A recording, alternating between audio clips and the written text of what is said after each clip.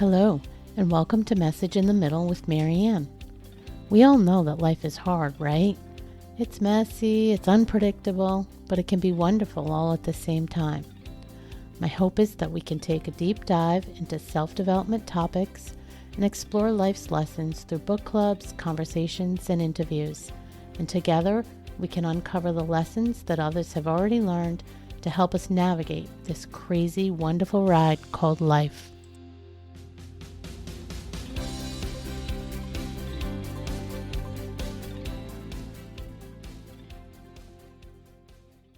Hello and welcome to Message in the Middle with Marianne.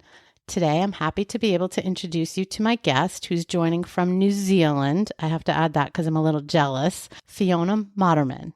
Fiona is first a wife. She's a proud mother of 3, but also a fitness, bootcamp, and personal trainer, a certified health coach, and as if that wasn't enough, you're also an advanced clinical weight loss practitioner. Not easy to say. With all that expertise and your history, which we'll get into in a little minute, it's no wonder why you work with women who want to feel good, put themselves first, learn to take care of not only their physical well-being, but their mental well-being, and that's become your focus. So first, let me say welcome. I'm so glad you could join me today.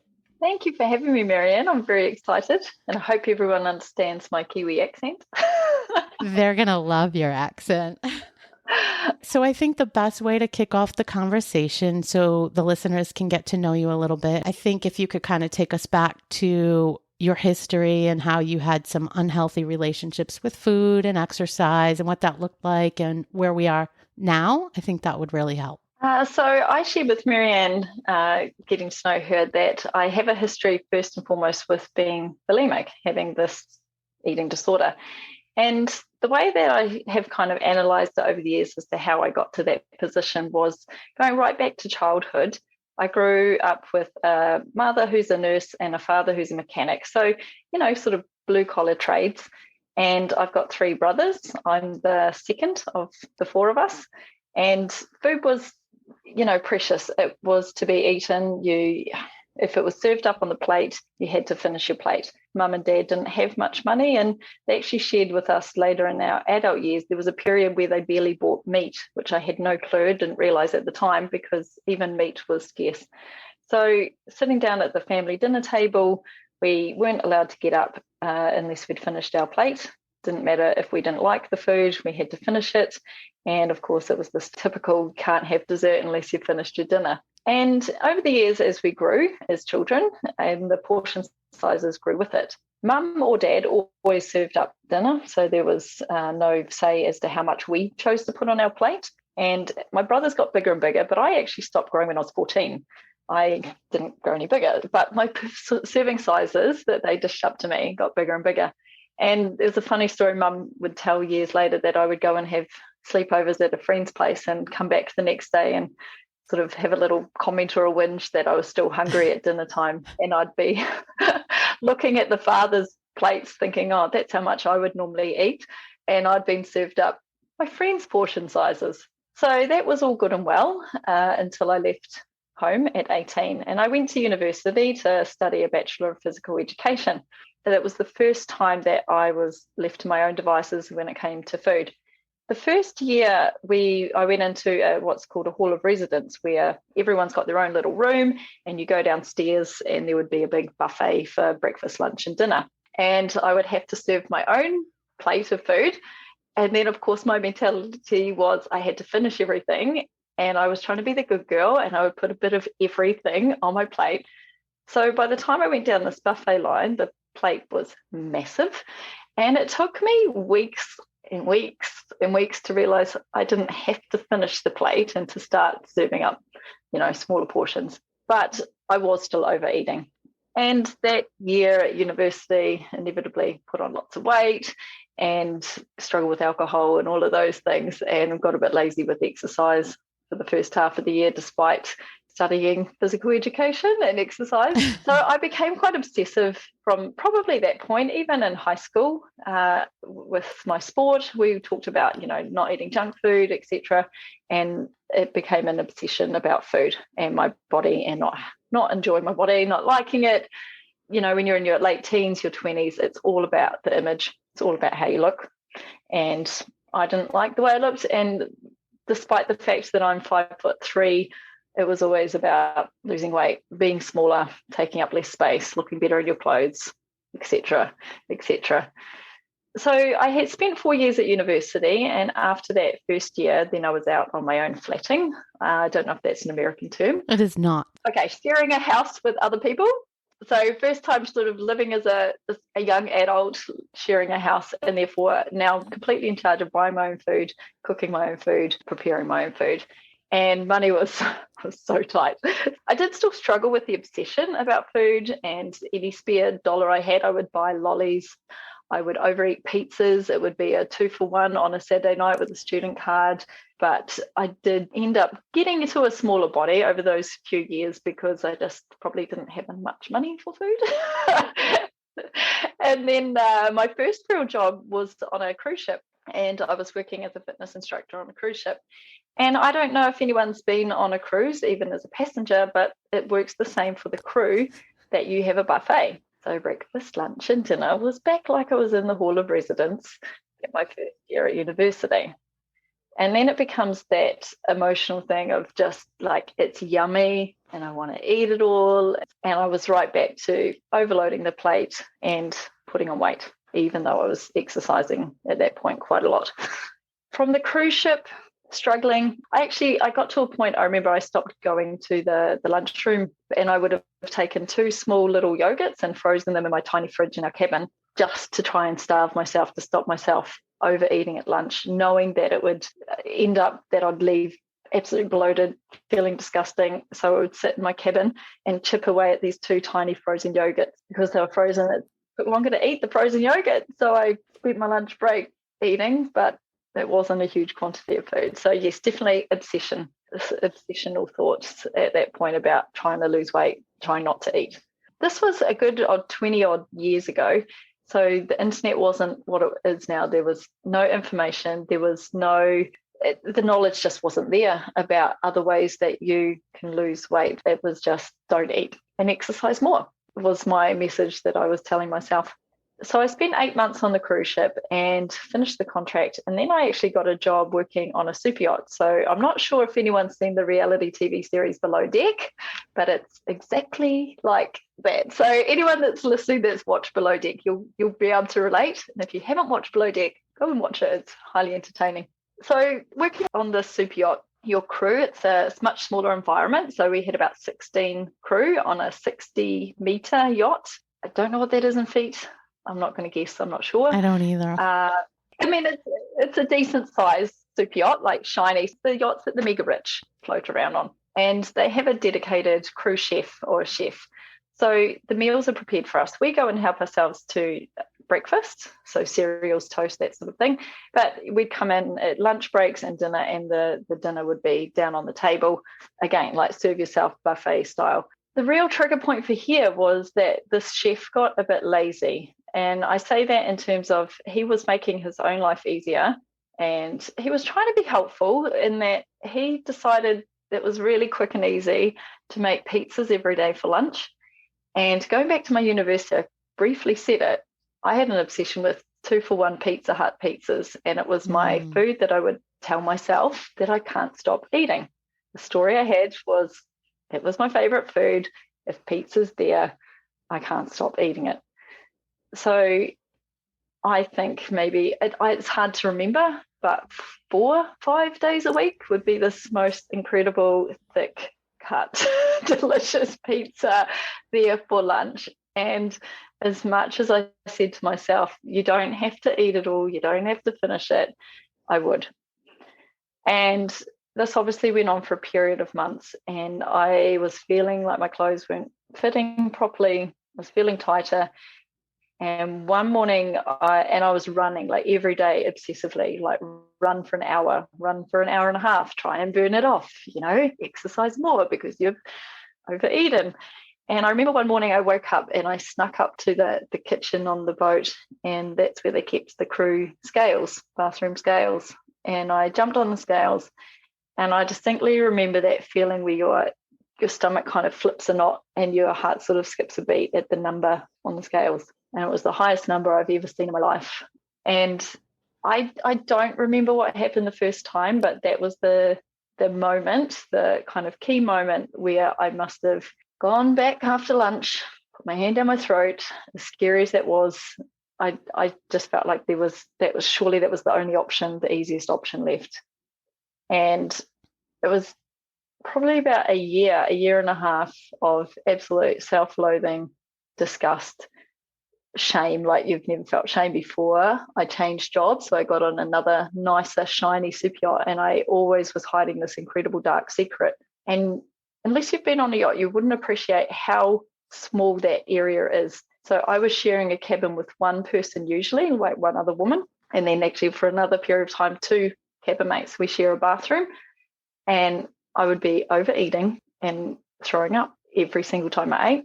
I would throw up every single time, hidden. I don't know how I hid it from 16 people in close quarters, and the disgust and the Fiona, you know better than this, you're smart. All of the self-talk was just horrendous. That's a pretty awful experience that you went through for a lot of years. I'm shocked on the yacht nobody identified it, because those quarters are pretty close if I think about what a yacht is like. But you must have been doing a pretty good job hiding that and your shame that went around it. So I guess what my next question would be is, what was your pivotal moment breaking out of that? Because your pivotal moment turning to that, it was probably just an extension of the bad relationship you already had going on with food, right? And that pivotal moment to start with the bulimia was just being probably fed up and starting to dig into those pizzas again, was that like critical moment. Yeah. But you obviously had another critical moment. So tell us a little bit about that. So on the super yacht, I met my now husband. We've been married for 13 years, I think. The boat that I was on at this point was built in the Netherlands, and he was a contractor sent out to fix the navigational equipment. And I'd seen him on, been sent out a couple of times, and then he'd fly back to the Netherlands. And one trip we got talking, and one thing led to another, and we shared email addresses. And that actually started 6 months of long distance relationship where he was in the Netherlands and I was on the super yacht in the Caribbean. We did manage to see each other about 3 times over that time, flying backwards and forwards. But we got engaged at the end of that Caribbean season, and I left the job on the yacht to go and live in Rotterdam in the Netherlands with my to-be husband. He had no idea about this bulimia. It was going on the entire time. And I had this intense fear that if he found out, he wouldn't love me anymore and I would be left alone. But I kind of had this realization, well, if there's this person that loves me for me, surely I can love me enough to stop this. And I've been in the Netherlands probably about a week, and I've been stopping it. It's like going cold turkey. I'm not a smoker, but I imagine it's the same sort of drive as stopping smoking, that it's so hard and you're doing everything you can to suppress the urge to want to go and reach for a cigarette. It was the same for me, suppress the urge to want to go to the bathroom and put my hand down my throat and bring it up, because I was not going to do that and risk being found out by him and be seen. But it was like still carrying this suitcase around of fear. And I decided after about a week, back in the Netherlands, we'd tripped a week through France to get there. So been about 2 weeks with him. And I unloaded one night and told him, and I was just absolutely almost hysterical, breaking down, crying, ready for the impact of see you later. And he did the opposite. He just wrapped me up in his arms and said all the right things. I don't know exactly. It was a few years ago. But it was just this, oh my gosh, he accepts me for me. I can do this too. So when that fear was gone, it released a lot of that guilt and that shame and that hiding. And I was able to then learn, which led me to do what I do now, learn to listen to my natural body's cues so that I didn't, and initially it was just to stop the urge to want to throw up.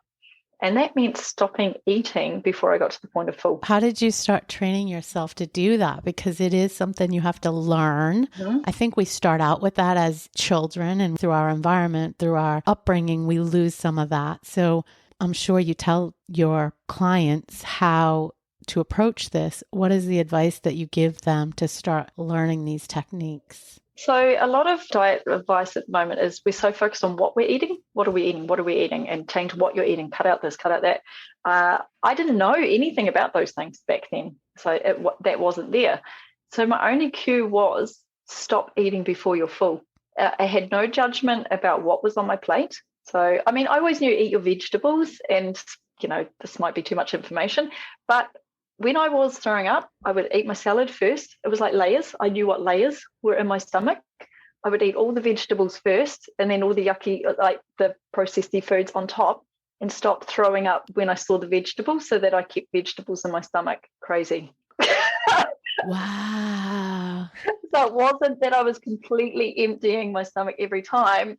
I tried to stay healthy with it. I know, nuts. You really had a method to, I have to say it, the madness, because we joke together. But wow, that's pretty intense. Like, you were very intentional with how you were handling it.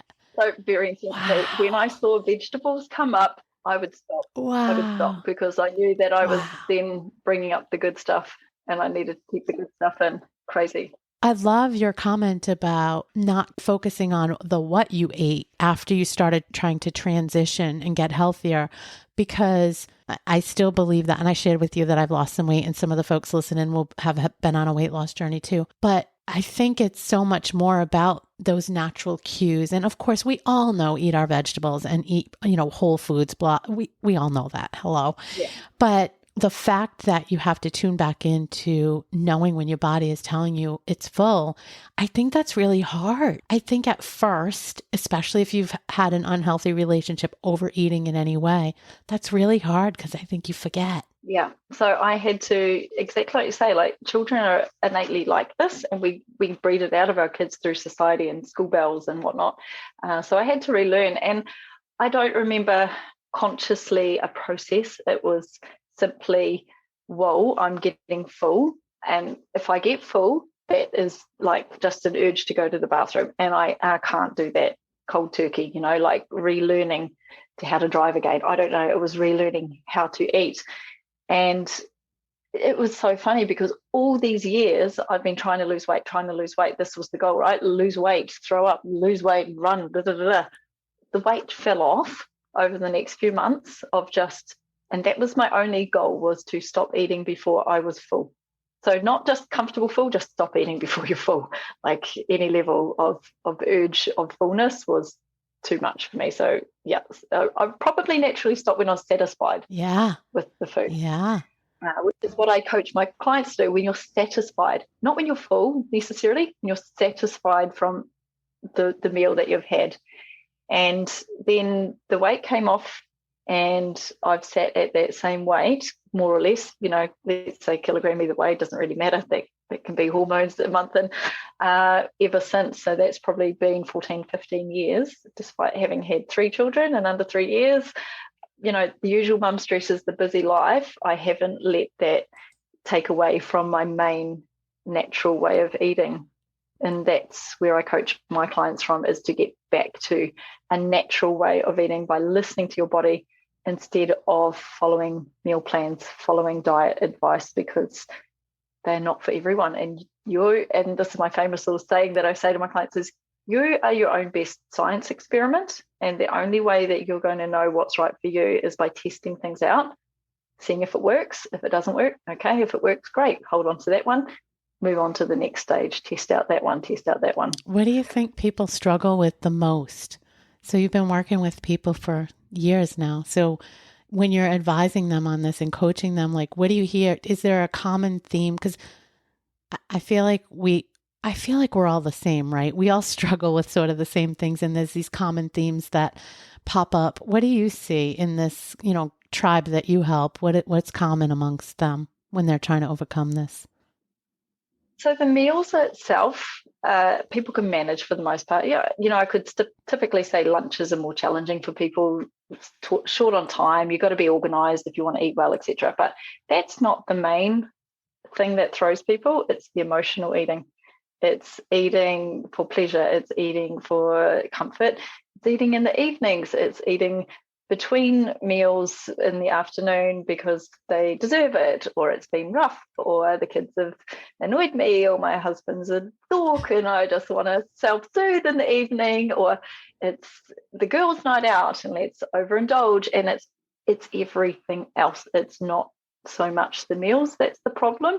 So we start on the meals, get your meals right, and then it's, well, why are you eating in between when you're not hungry? It's that stuff. And like that as well became a bit of my journey. And I recognize that I do that at times, but there's a unconscious and then there's conscious and a choice. So when I know that I'm not hungry, but I'm going to choose to eat something, it's a very much conscious choice to do I it. love that. I love that. I mean, that's my experience as well. You were absolutely right, because getting the meals in check isn't that hard. I mean, there's work to do there too, but Yeah. it's certainly the habits around all the other stuff, and the emotional. I think it's a combination. It's the emotional eating, but it's also the habits that I go out with friends, the habits that I need a snack before bed, whatever it is, right? We all have those.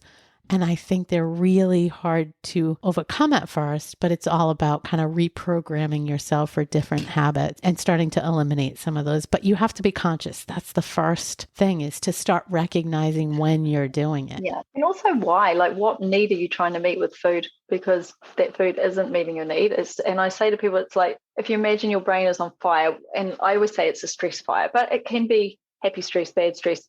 You know what I mean? Like the emotional stress is like a giant fire, and your brain has learned the easiest way to put the fire out is with food. And it's like dumping huge buckets of water on down, and your fire is now glowing embers, but it's going to light up again at the next opportunity because you haven't met the core need of what started that fire in the first place. Yeah, you haven't put it out. Yeah. So it's working to find other strategies to meet that need that is missing. And if I give an example, I remember one of the ladies I worked with was just missing social interactions with friends or meeting friends. And so one action step was for that week was to go out and so what she did, and this was from her, is she went in around her neighbours and knocked on doors and introduced herself and organised like some sort of street gathering and made some new friends just with the immediate neighbours. So when she was craving human connection, she's got these people right here, and she's like, oh my gosh, da, da, da. And had somebody to talk to. Another person, actually, she used to paint, and just for pleasure and enjoyment, and then she had her daughter and then lost all of that, hadn't picked up a paintbrush. So we got her to go and get some canvas and some paints. And I remember her messaging me one evening on a Saturday going, oh my God, Fiona, I've been in the garage all day painting and I totally forgot to eat.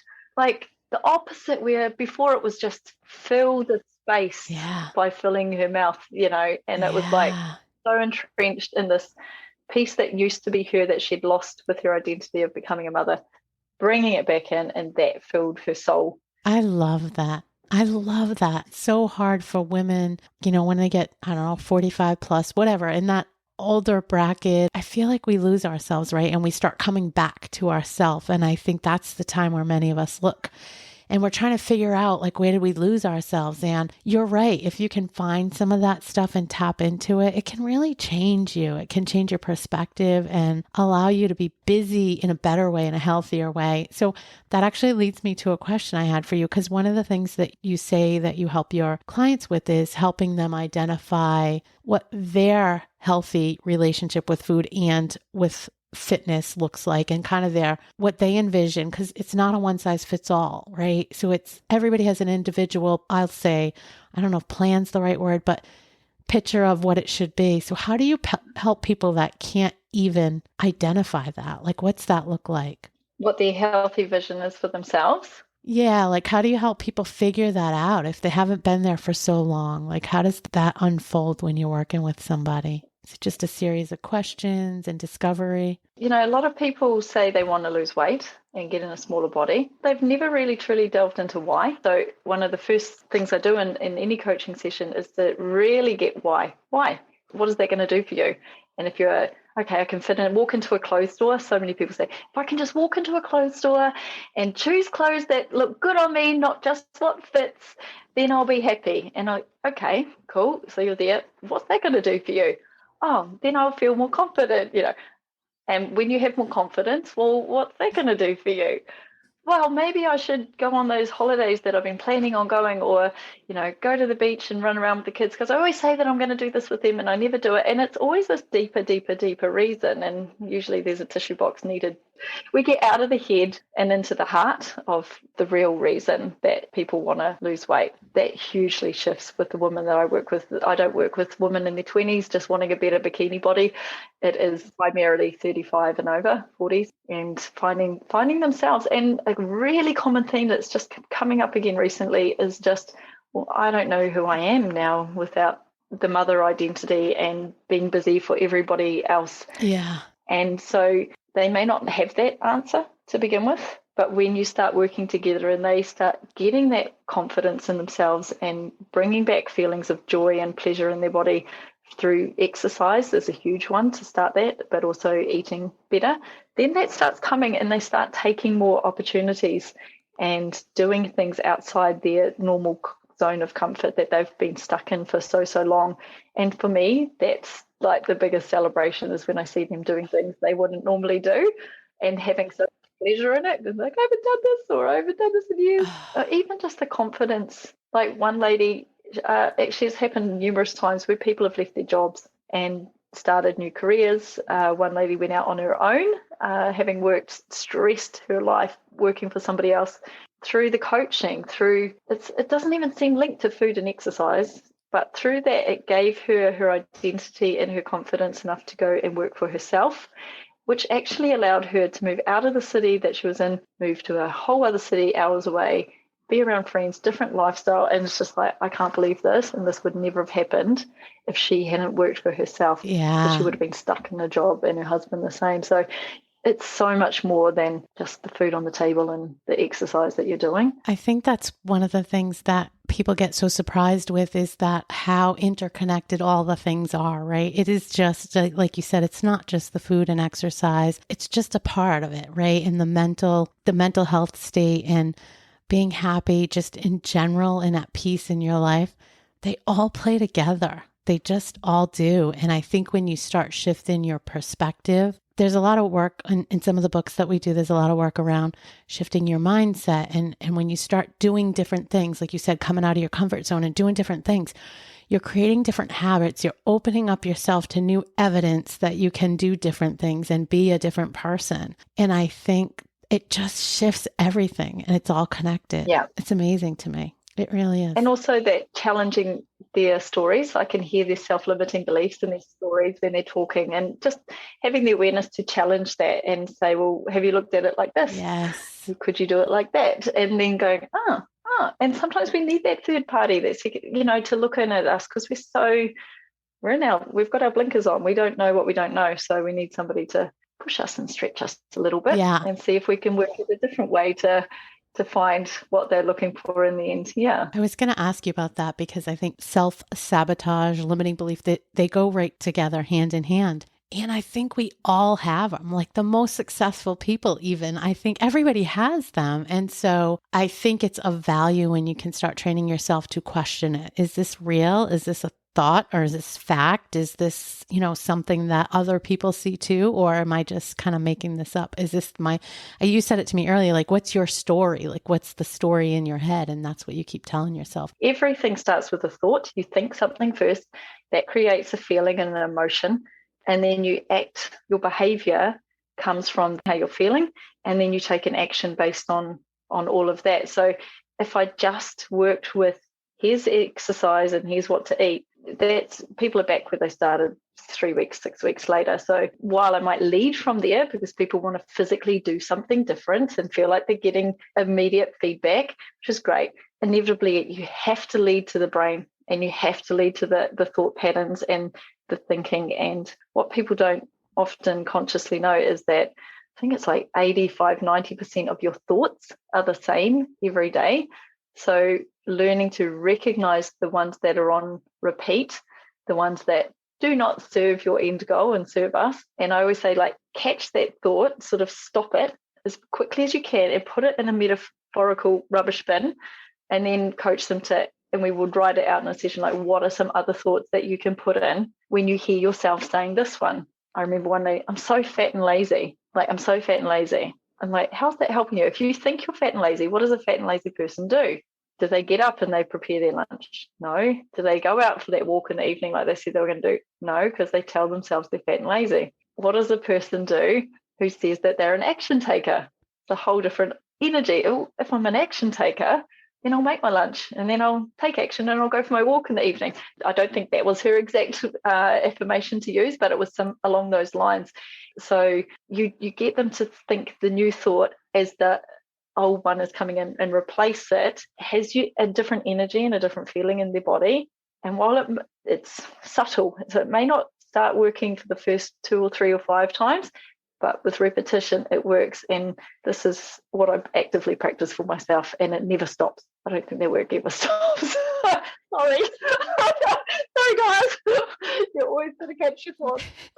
They'll like you more because you were honest, because it doesn't ever stop. And we talk about that. I think what happens is, this literally is something that I just recorded on for Mel Robbins' High Five Habit, is replacing the thought, like stopping the thought in its tracks, replacing it with something else, and then taking some kind of action that moves you towards the new thought. So it's right in alignment. And what I've found personally, same as you, it never stops, but it does diminish.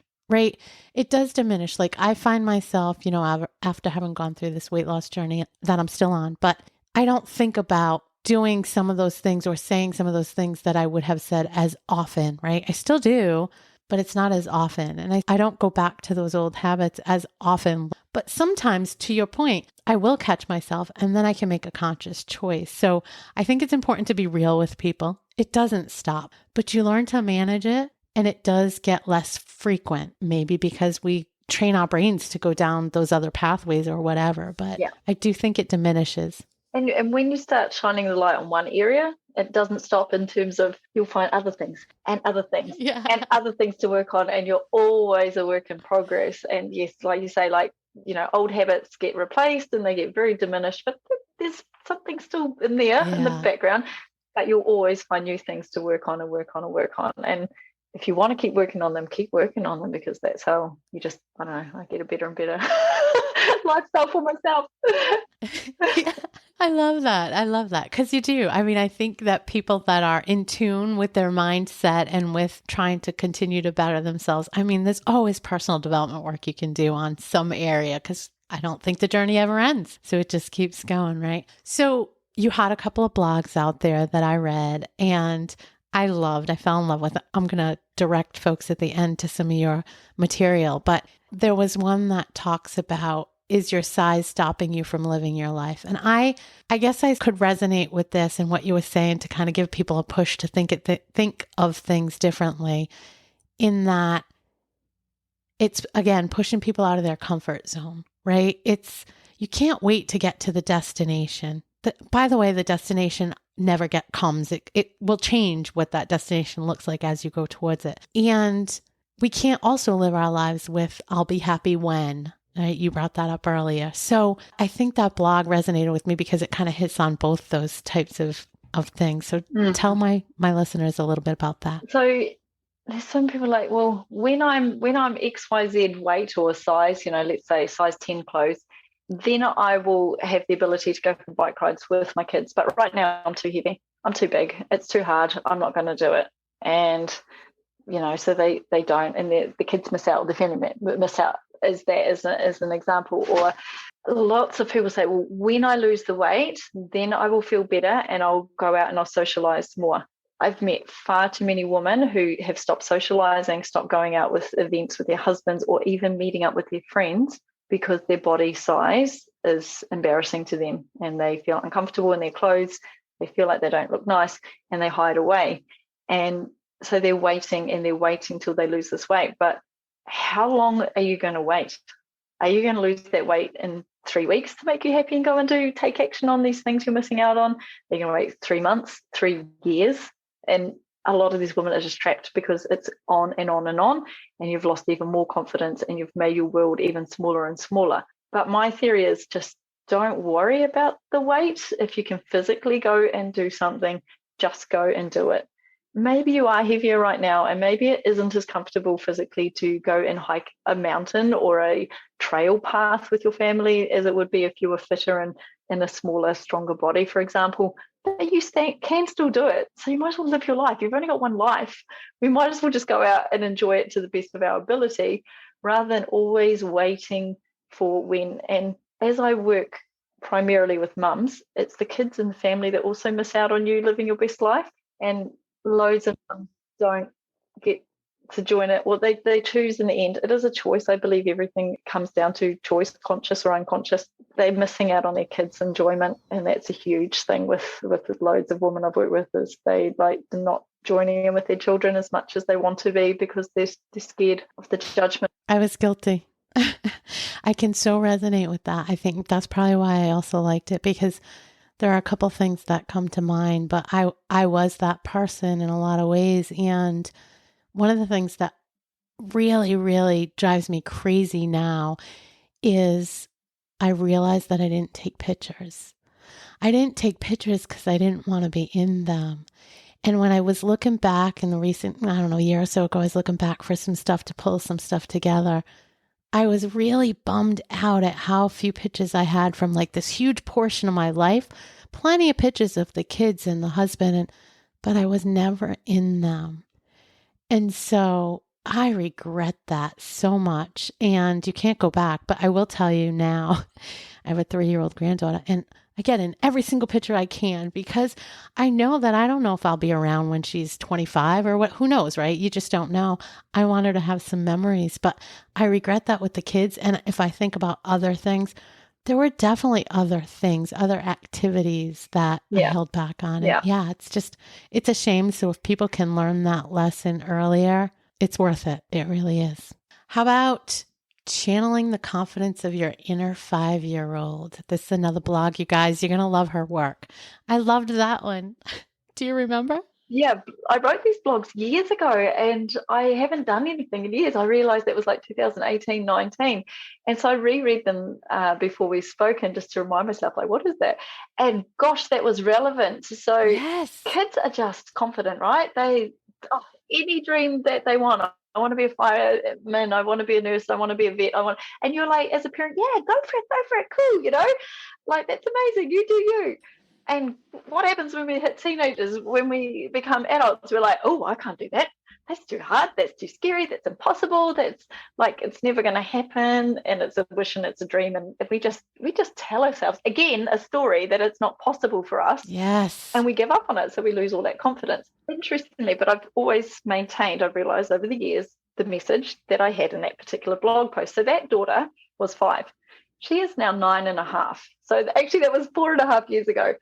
And she's been wanting to be, like all my kids, a YouTuber. But her particularly, she's my youngest. I'm going to be a YouTuber. That's my job. It's my career. She's got a whiteboard next to her bed that I gave her. Like the kids have a whiteboard. And she's always writing her goal. So her goals are, earn enough money. She wants to own a horse. I'm going to own a horse. My goal will be a YouTuber, own a horse. And she gets me to write these mummy notes. She calls them mummy notes. And if I climb up on the top bunk, I have to write a mummy note. So I pull out all this law of attraction and motivation and mindset things. If you can think it in your head, you can hold it in your hands. Magic is all around you. You just have to believe it. All of these sorts of things. And this is like subconsciously reprogramming her, right? Like she sees it every day. She reads it. She doesn't wipe it off. And she's been adamant that she's going to be a YouTuber. So for a good year, she's been uploading little video clips of her horse game that she plays called edits. I didn't understand it. They're 6 to 12 seconds long. And I was like, who the heck is watching this shite? Like, oh, good on you. But I'm cheering her along. So she's had about 30 to 40 subscribers for a year, or built it up to that. 6 of them are me on my different email addresses. There's dad, there's a brother and a sister and grandma, So we've taken out a quarter as close family. Anyway, she's believed in it. And over the last 2.5, 3 weeks, she's kept up her edit. She stayed consistent, which is a boring thing that gets you to success that I always tell my clients. It's boring, but you have to be consistent and do it over and over and over again until you improve, until you get better, and it becomes easier. She's been doing this with her little crazy horse game edits that she calls them. And she's gone from 42 subscribers in the last couple of weeks to she hit 312 this morning. Can she help me? 100 of those have been in the last week. What? Or last few days. Yes, it's like the virus, but bigger. And I've just been like, wow, she's been adamant. She's going to be successful. She's going to be confident. And I, as a mum, instead of poo-pooing her and laughing her and putting her down like, oh, yeah, good girl, honey, like sarcastically, being like, good on you, keep going, you've got to work hard, you've got to stay consistent, you've got to keep uploading if you want to do it in real life. I love that. I love that. What a great mom you are. Let me applaud you right there because you're a great, great mom for doing that.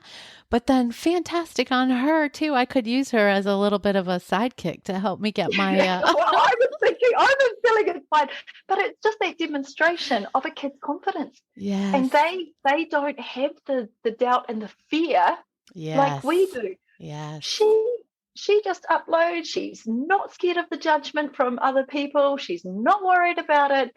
She's just like, this is me, living my best life, living my dream. I'm going to do this. And oh my gosh, I'm taking lessons from her in the last couple of weeks. Again, reminding myself like, wow, we have to have the confidence of a child in a way to get the dreams and stop caring what everybody else thinks. I love that. Kids run around and jump and they don't care, and they're on the beach and they're throwing their arms and they dance and they don't give a rat's. And us as adults, we're so scared of judgment and we're so scared of fear and overall in so many areas that we've lost the confidence in our dreams.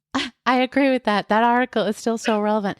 I also think I'm sitting here as you were telling the story and I'm thinking, she probably doesn't even know. She probably doesn't even know that she has this confidence about her. She's just doing it. It's just what she knows to do. And I'm a little jealous, I have to say, right? Because where do we lose it? But we do lose that innate ability to just see ourselves doing anything. Yeah. It's fantastic, though, to be able to go back to that, to find your way back to that. Yeah. But really, good on you. Good on you for your parenting. Really. But it's true, like how many people just stamp on goals and, it happens, whether it's as you kind of laugh at your 5-year-old or 10-year-old, 15-year-old, it happens at some point, but I've just refused to let that happen because I do strongly believe that if we can dream it in our heads, we can hold it in our hands. So stay consistent, channel your inner 5-year-old, believe that you can do it. That's some great advice to leave us on. I want to thank you because this was super fun. I could probably talk to you for like 3 hours, so we might need to do this again. But seriously, this was so good, and I know my listeners are going to love you. We're going to definitely put all of your contact information in the show notes so people can reach out to you. I'm sure people will want to reach out to you. I know this is the first of you putting your toe in the water with podcasts. Let me just say that I really love everything you're doing and everything you try to teach. So good on you. And thank you for sharing it with us. Thank you so much, Marianne, for having me. It's been such a pleasure, such fun. I didn't realize it could be such fun. So I hope everyone listening has had some insights as well. And just, again, thank you for the opportunity. I've loved being here. Thank you. Thank you for listening to this episode of Message in the Middle with Marianne. If you enjoyed the podcast, please take a minute to share it and write a review as it helps bring new listeners to our audience. If you'd like to keep the conversation going between episodes, please join us at Facebook group Message in the Middle with Marianne.